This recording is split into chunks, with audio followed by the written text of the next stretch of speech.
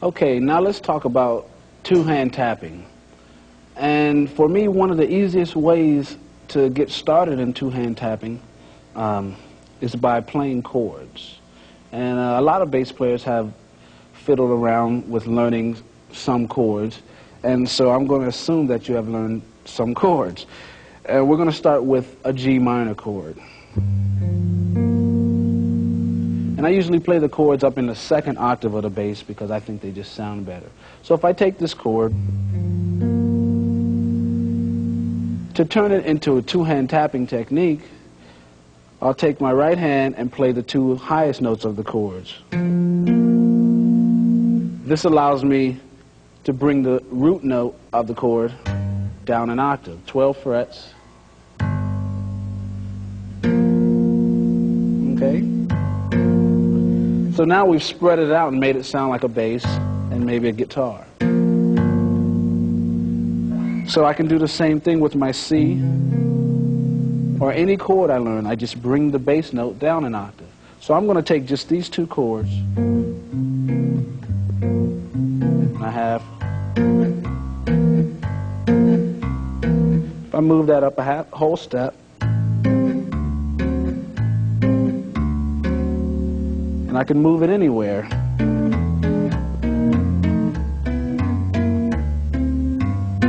So just practice moving that around and try that with all your chords. Now, sticking with that for a minute, I'm going to show you another way to expand on that.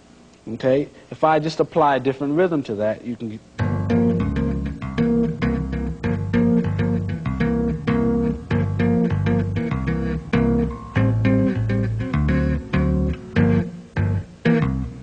And you can just mix that up many ways as you want to do it and come up with your own techniques. And again, just practice moving it around and you'll find out how easy it is. I'm going to play a song for you now using this technique, and I'm going to show you some of the things that I've done with it, and you'll be able to do the same. It's really easy. Here we go.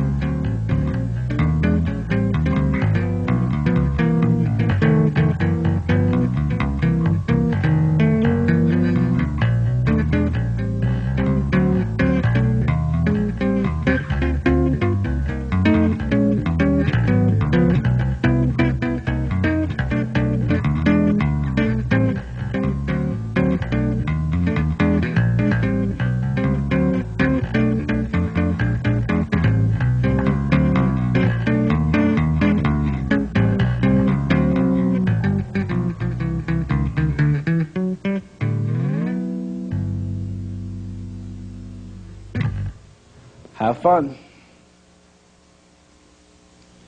Okay, what I'd like to talk about now is another style of tapping again.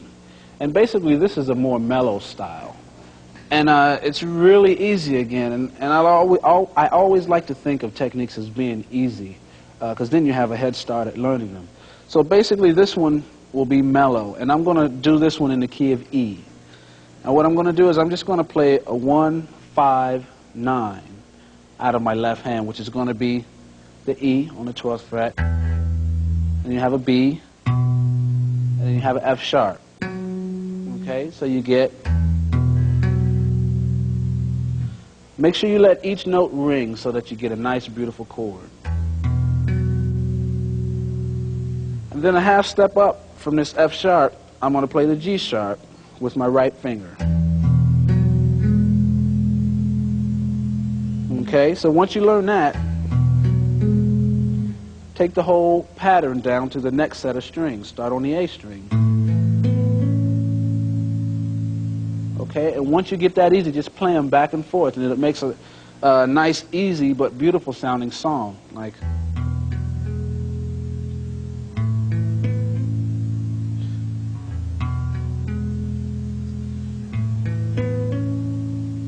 then you want to expand on that. Experiment with putting melodies on top. I may take another finger, and on a string I'm not using, when I'm on the 3 low strings, I'll play a melody on the top high string. Okay, so it may sound like this. And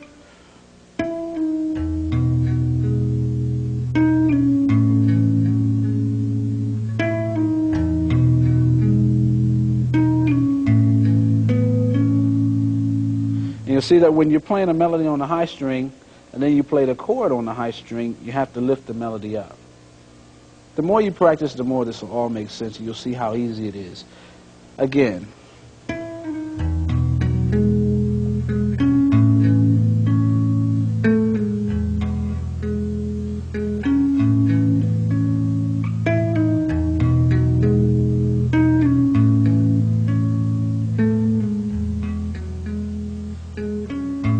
You can move the whole progression up, and then you have a bridge section.